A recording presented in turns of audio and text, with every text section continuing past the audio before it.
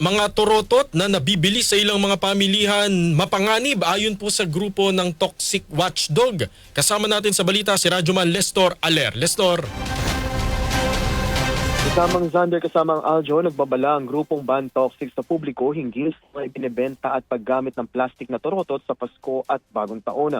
Matapos na matuklasan na may iilan dito na maaaring naglalaman ng mga panganib na kemikal gaya ng lead at mercury na delikado sa kalusugan lalo na sa mga bata. Sa isinagawang market monitoring, pumili ang grupo ng 12 makukulay na turotot na nagkakahalaga ng 15 hanggang 40 pesos depende sa laki mula sa iba't ibang tindahan sa Divisoria, Maynila at Baclaran, Pasaya.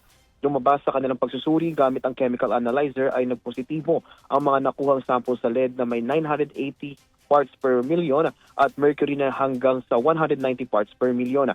Mataas ito sa itinakdang limitasyon ng mga nabanggit na kemikal para sa ligtas na mga laruan. May mga bakas rin ng iba pang kemikal ang mga turotot gaya ng barium, bromine, chlorine at chromium.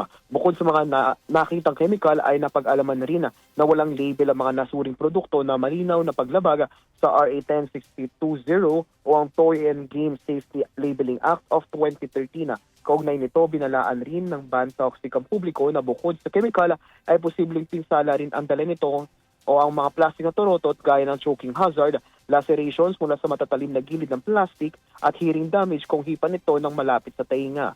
Ayon kay Advocacy and Campaign Officer Tony Bizo ng Ban Toxic na mahalaga ang mahigpit na pagbabantay ng mga magulang at maingat na pagpili ng laruan para sa kaligtasan ng mga bata.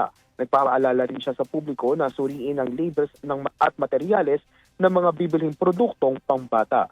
Kasama mo sa DZXL RMN Manila, Radyoman Lestor Aler, Tatak RMN.